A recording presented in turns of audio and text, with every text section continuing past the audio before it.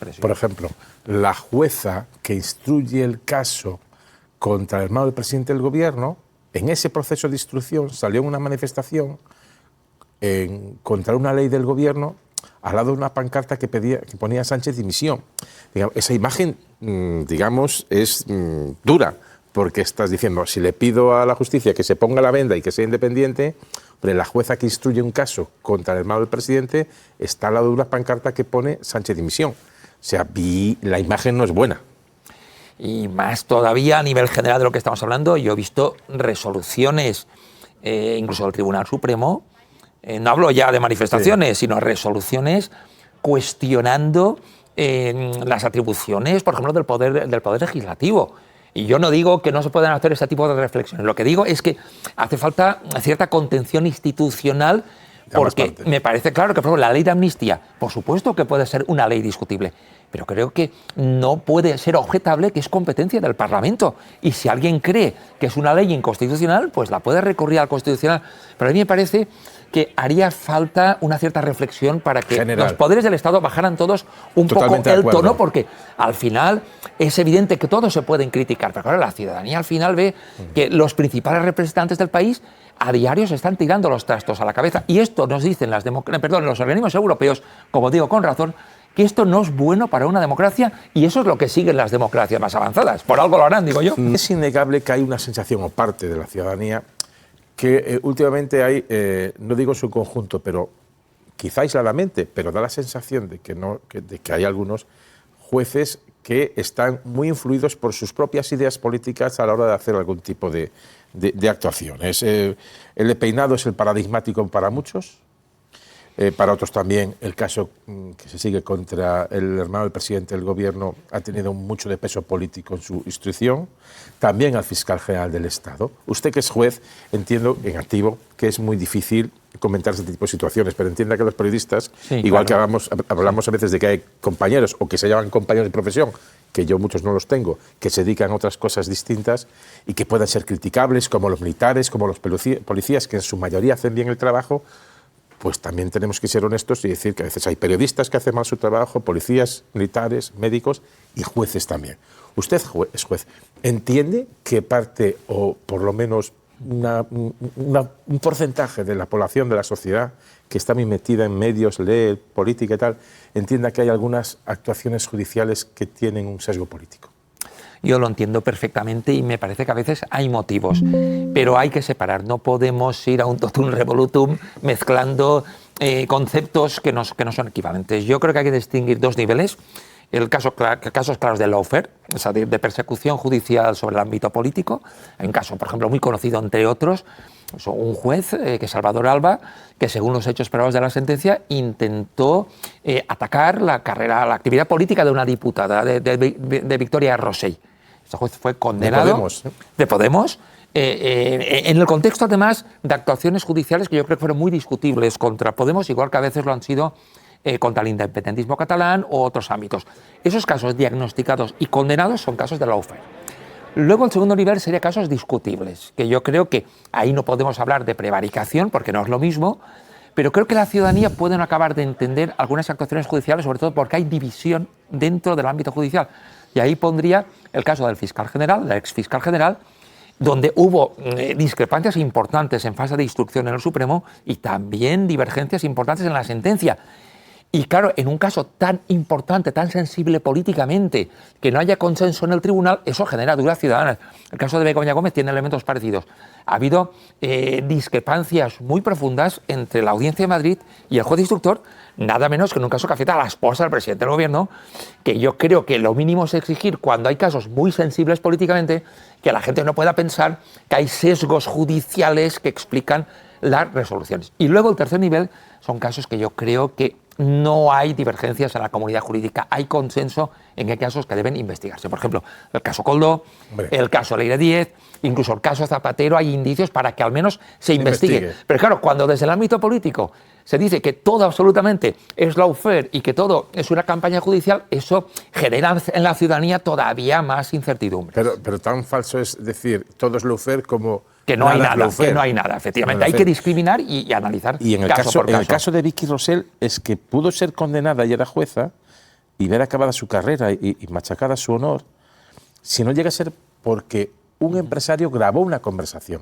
Si no existe esa prueba, Vicky Rosell hubiera sido posiblemente condenada y el juez Alba seguiría en ejercicio. Es terrible. Es terrible y además conozco y aprecio mucho personalmente a Victoria Rosell. Fuimos coportavoces en su momento de Jueces y Juez para la Democracia y aunque ella pudo salir, digamos, de las trampas que se le tendieron y que fuera condenado Salvador Alba, ella sufrió un auténtico calvario personal, familiar, profesional, económico, y este es el problema, pues que efectivamente en el ámbito judicial haya disfunciones de este tipo. Se habla a veces desde el entorno del Poder Judicial de que hay críticas o que las críticas desde el poder político no deberían dirigirse al Poder Judicial. Yo siempre digo que si lo hacen uno, que lo hagan todos. A mí las críticas me parece que son sanas. Uno de los problemas de la corrupción es precisamente la falta de vigilancia. Pero tan sano es que haya críticas entonces desde el Poder Judicial al político como del político judicial. Lo digo por lo siguiente, porque hemos asistido a reuniones de fiscales o de asociaciones de fiscales pidiéndole al jefe de la oposición ya en ese momento, que era Feijóo, una acción contundente para tumbar el gobierno. Eso es algo grave, que lo diga un poder como dentro del Poder Judicial que es los fiscales. Hemos visto manifestaciones de jueces con togas contra una iniciativa del gobierno que no se había llegado ni siquiera al legislativo. Hemos visto también una huelga de jueces contra el poder político. Es decir, si estamos en ese nivel, el Poder Judicial debería asumir que también sea criticado. Es así, Xavier. El problema es que en nuestro país, lamentablemente, está habiendo una degradación de la institucionalidad y de algunos valores básicos de las sociedades democráticas, lamentablemente. Y creo que esto deberíamos hacer una reflexión de conjunto. En los organismos europeos a los que pertenecemos, afortunadamente, plantean muchos reproches a España por estas situaciones. Y lo que dicen que, evidentemente, los representantes de poderes del Estado tienen libertad de expresión. Lo que ocurre es que la deben ejercer de manera responsable. Y no es lo mismo, por ejemplo, que al Poder Judicial se ha criticado en una tertulia de este tipo, o en la calle, o incluso por representantes políticos que lo hagan, por ejemplo, miembros del Poder Ejecutivo. No es que un ministro no tenga libertad de expresión, tiene libertad de expresión para hacerlo. Pero lo que nos plantean los organismos europeos, además con informes muy duros últimamente de la propia Comisión Europea de la Unión, es que esa libertad de expresión debería ejercerse de manera responsable. Pero también nos dicen más cosas, nos dicen que eso es mutuo, de que el Poder Judicial también debe respetar y no entrar en descalificaciones generales al Poder Ejecutivo. Y efectivamente aquí hemos tenido manifestaciones de jueces con las togas en las puertas de los palacios de justicia, criticando incluso atribuciones del Poder Legislativo. Y yo siempre he defendido que eso está protegido por la libertad de expresión. Pero creo que tiene que ejercerse de forma responsable esa libertad. Por eso, más que por eso, por una parte de eso, las filtraciones. Hemos asistido en los últimos días a una intensa polémica porque se filtraron absolutamente todo, hasta el teléfono del presidente del gobierno, del expresidente del gobierno, Zapatero, y datos que eran absolutamente personales, de compra de medicinas. Parece que el juez Calama va a abrir una investigación. Lo digo porque en un país donde se ha condenado a un fiscal general del Estado por una supuesta filtración que, según la sentencia, o la ha hecho él o alguien de su entorno, que fue también algo muy comentado, estamos asistiendo a que se están dando fotos, comentarios, llamadas de teléfono, conversaciones que no tienen que ver con el objeto de la investigación, sino que son casi familiares, pero que ayudan a destrozar a un personaje que aún no ha sido ni juzgado. Esto no hay forma de acotarlo. Hay forma de acotarlo, yo creo que con buenas prácticas judiciales, pero también con reformas legales. Para empezar, es absolutamente intolerable que la vida privada de una persona, por el mero hecho de que esté siendo investigada judicialmente, la tenga que conocer todo el mundo, incluso de manera sesgada y tendenciosa, hasta el extremo de con quién va a cenar, a qué peluquería va. O sea, esto no tiene ningún tipo de interés público y yo creo que no puede consentirse. Hay insuficiencias legales. Por ejemplo, en este caso concreto, la ley de enjuiciamiento criminal sí que regula que en materia de escuchas telefónicas debe procederse a un expurgo, a un cribado de lo que se consigue, pero la regulación no es igual de eficaz en materia de incautación de datos de dispositivos telefónicos. Hay algunos juzgados que sí que esto lo han trabajado, yo creo que mejor, procediendo a dinámicas que eviten estas filtraciones. pero creo que es posible y que con actuaciones judiciales proporcionadas debería poder evitarse. Nos llevan 2 minutos para preguntas para los miembros de la mesa. A lo mejor intentamos llegar a los 4 si somos breves. Empiezo por ti, Marta. Ay, porras, porque yo quería 2, pero venga, breve, pues breve. Va a ser breve. una. Estaba revisando la lista de jueces tuiteros que dicen barbaridades en redes sociales, llamando psicópata al presidente del gobierno o insultando a la mujer del presidente sin ningún tipo de sanción. ¿Qué pasa que no hay sanciones con los jueces que no lo hacen bien?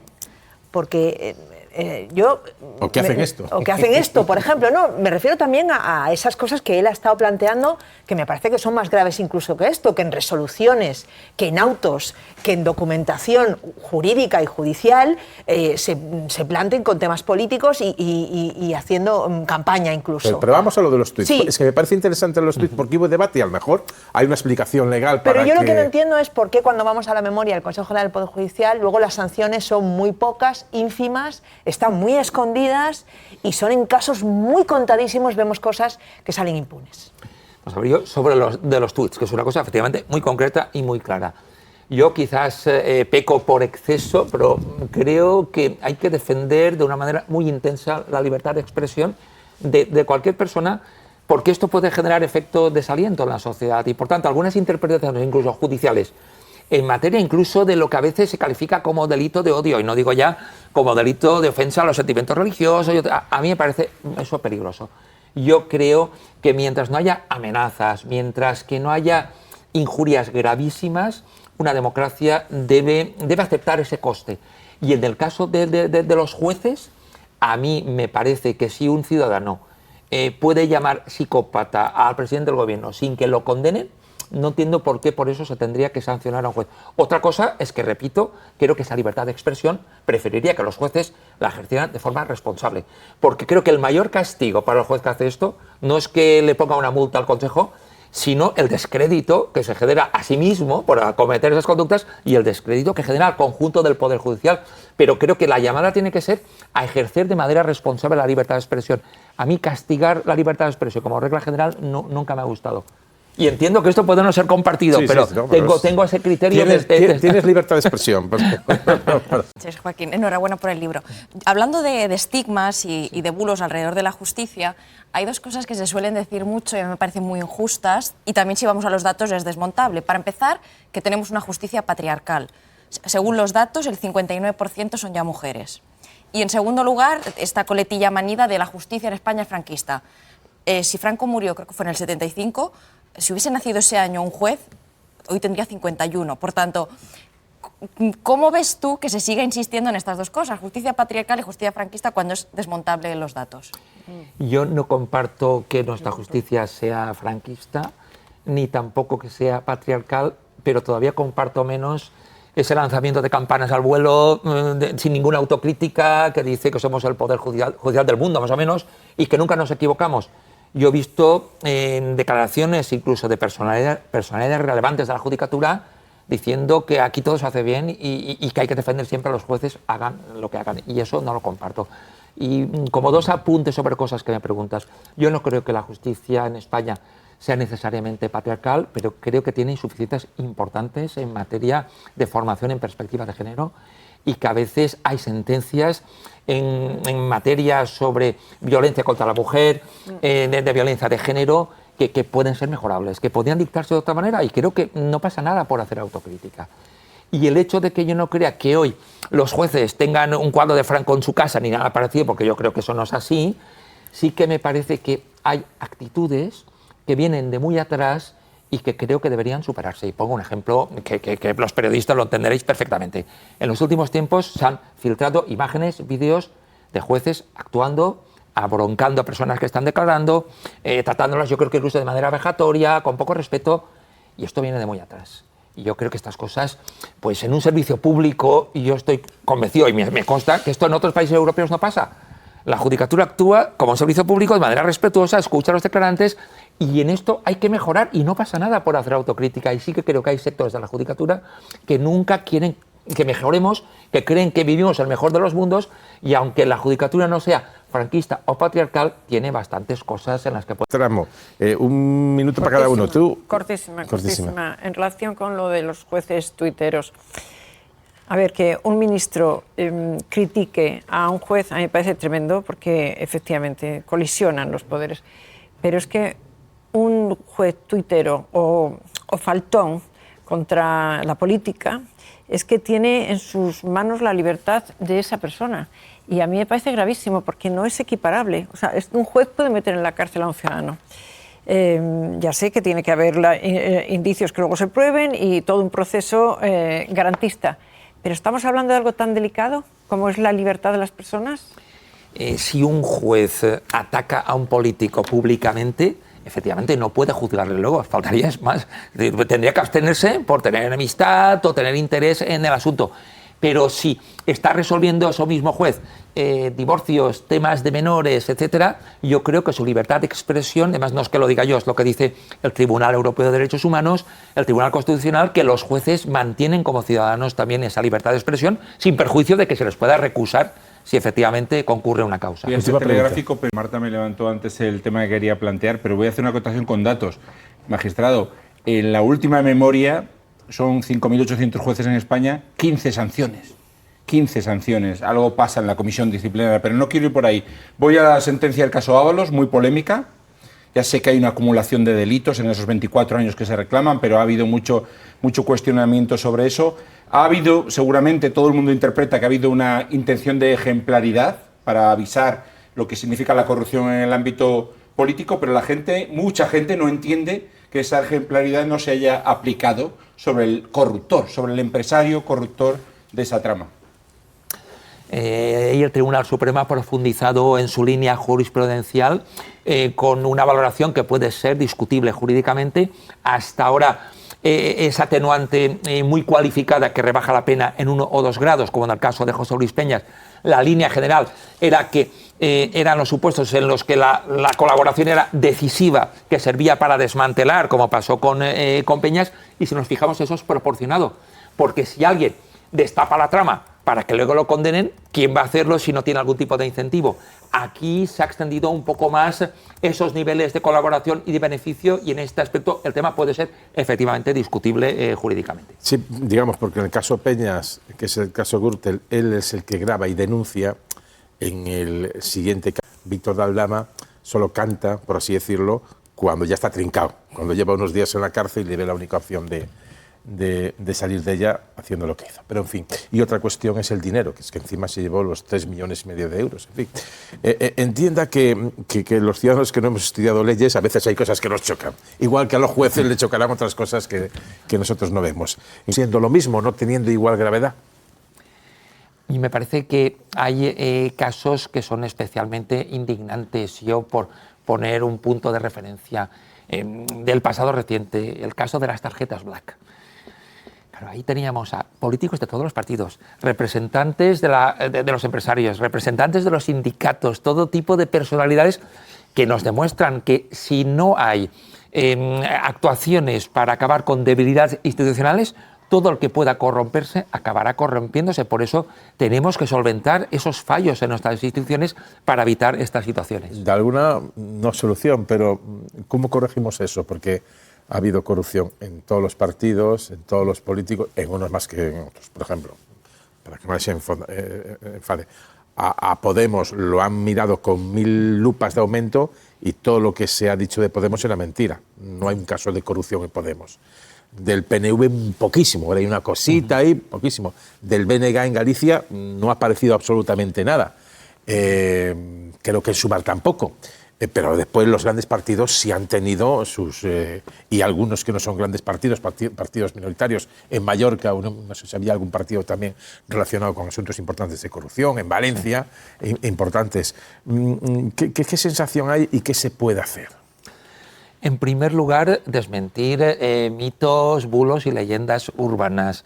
Los españoles, las españolas no somos corruptos por naturaleza. La corrupción no es un problema genético o biológico. No es un problema climatológico ni gastronómico. Es decir, yo creí que tenía que ver con la paella, pero no, si no, usted me no, dice que no hace pues falta nada. que renunciemos a la paella, ni a la sangría, ni a la siesta, porque la cosa no va por ahí. Y la prueba más clara, como han demostrado los historiadores europeos de la corrupción, es que, aunque pueda sorprendernos, países como Dinamarca, Suecia o en Alemania en el siglo XIX tenían niveles de corrupción equivalentes a lo de España, pero hicieron reformas democráticas. Un país como Estonia, hace 25 años, sus niveles de corrupción eran mucho más altos que los de España.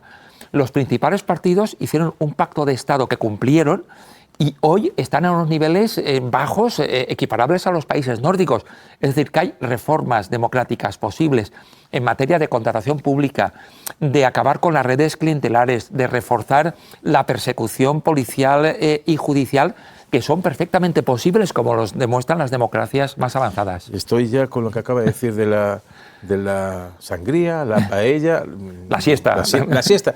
Corrupción en la siesta. Por ejemplo, en vez de corrupción en Miami, corrupción en la siesta, que seguro que da para algo. La hablada habitual de este programa, Joaquín Box, juez, magistrado, muy buenas noches. ¿Qué tal? Buenas noches, Xavier. Bueno, en parte porque eres colaborador de este programa y en parte porque este libro es necesario enseñar a cámara y que lo vean. Este libro, La corrupción en España, que es algo más que una guía para entender este mundo en el que vivimos. ¿Has tenido que remontarte mucho en el tiempo o solo con lo de las últimas semanas has tenido ya para bastante?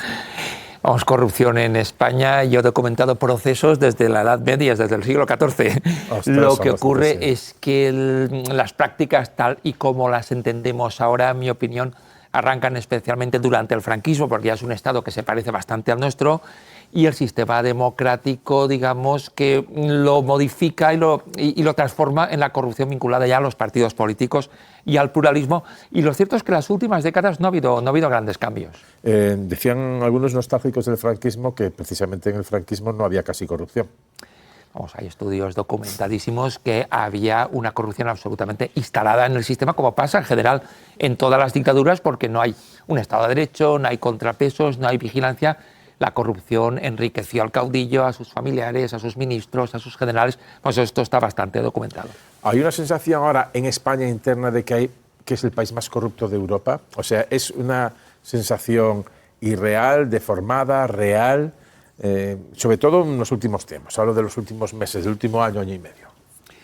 Si lo vemos desde la perspectiva de la corrupción política exteriorizada judicialmente, estamos en los niveles más elevados de la Unión Europea y solamente tenemos que ver los datos. Ya no hablamos solamente de lo que está pasando en el gobierno central con la condena de Ábalos, que era un ministro muy importante, pero en prácticamente todas las comunidades autónomas hemos tenido en los últimos años presidentes de las comunidades, consejeros autonómicos, presidentes de diputaciones, alcaldes, concejales y además de manera muy repartida. En Madrid, en Valencia, en Cataluña, en Baleares, en Murcia y en Canarias, en Andalucía y en Galicia. Esos niveles son poco visibles en otros países europeos. O sea, más corrupción en España que en el resto de Europa. Yo quiero precisar lo de la corrupción política. En España ha pasado una cosa muy curiosa, que es que la corrupción del franquismo, como la que tiene lugar en países como de Centroamérica, que he estudiado detenidamente, Guatemala, Honduras o El Salvador, estaba generalizada a todo el espacio público. Funcionarios, jueces, policías, militares, eso pasaba en la España de la dictadura. Hemos mejorado mucho como sociedad y de hecho en muchos ámbitos donde se tenía que sobornar al funcionario, al policía, a cargos públicos, eso en España no solo se ha desterrado, sino que lo que dicen las encuestas de la Unión Europea es una cosa realmente muy curiosa, que es que en España el nivel de rechazo de la ciudadanía hacia la corrupción es de los más altos de Europa. Es decir, tenemos una ciudadanía muy crítica y muy disconforme con la corrupción. En cambio, en el ámbito estrictamente político nos está costando mucho de desterrar estas prácticas.